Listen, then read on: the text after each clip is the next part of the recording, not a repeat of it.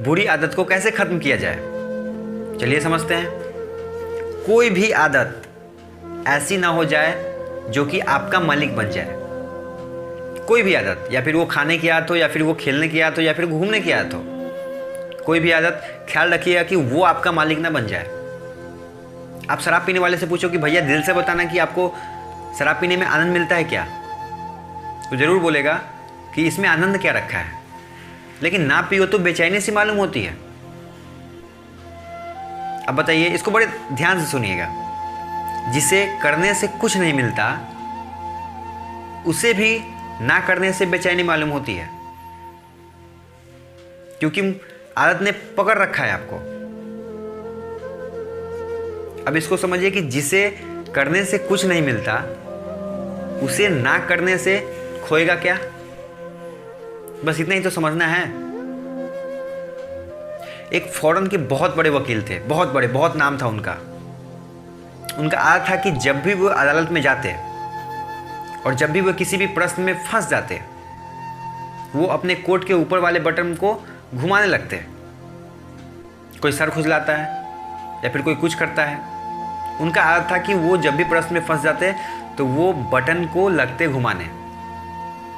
और अब बटन घुमाने से क्या होता है? बटन घुमाने से तो कुछ मिलता है, मुझे तो ये मालूम नहीं, क्योंकि बटन घुमाने से आखिर मिलेगा क्या। लेकिन ये बात उनके विरोधियों को मालूम चल गया। उनके विरोधी वकील जो थे, उन्होंने क्या किया कि उनके नौकर को कुछ पैसा देकर और बोला कि उनके कोट का बटन तोड़ दो। जब अगले दिन फैसला हुआ, वकील साहब आए, कोट तो रख के लाए थे हाथ पे, तो उनको तो मालूम नहीं था कि बटन है या नहीं है। उनको क्या मालूम कि आखिर इसका बटन के पीछे भी लोग पड़ जाएंगे।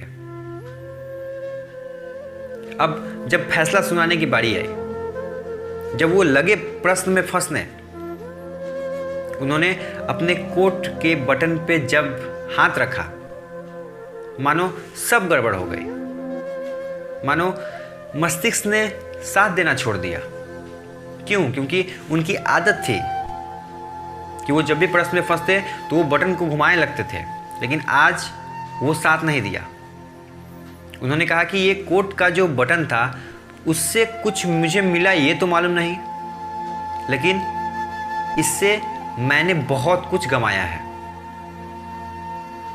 कोट के बटन घुमाने से मुझे कुछ सूझबूझ आती थी ऐसा भी नहीं था, लेकिन ना घुमाओ तो बेचैनी सी मालूम होती थी, और मेरा मस्तिष्क साथ नहीं दिया, इसलिए मैं बैठ गया। वो आदत की जो लकीर बन गई थी, उस लकीर पे ना चलने से उनकी ये हालत हुई थी। जिसे आप आदत कहते हो, भली हो या बुरी हो, आदत आदत ही होती है। बस ख्याल रखना है कि वो आदत का मालिक हम बने रहे, न कि आदत मेरा मालिक बन गया हो। जिंदगी में आदत की बहुत ज़रूरी है, क्योंकि अगर जीवन में आदत नहीं होगा तो जीना बहुत मुश्किल हो जाएगा। जैसे आप कार चलाना सीखते हैं, अगर आपको बोला जाए कि रोज़ कार चलाने के लिए रोज़ सीखना पड़े तो जीवन बहुत कठिन हो जाएगा। आप कार को एक बार चलाना सीखते हैं और बॉडी उसके बाद अपने आप काम करना शुरू कर देता है। कितने ड्राइवर तो है उसमें फ़ोन भी चला लेते हैं, कितने ड्राइवर तो है कार में गाना भी सुन लेते हैं, और कितने ड्राइवर तो ऐसे हैं जो कि झपकियाँ भी ले लेते हैं और गाड़ी चलती रहती है, क्योंकि ये आदत बन गई है। बस अपने आदत का इतना मालिक बनो कि जिसे अगर आप छोड़ना चाहो तो पीछे मुड़कर देखने की और सोचने की ज़रूरत ना हो। लेकिन आपको क्या करना है कि आपको आदत का मालिक बनना है। आदत आपके हिसाब से चले, ना कि आप आदत के हिसाब से चलो।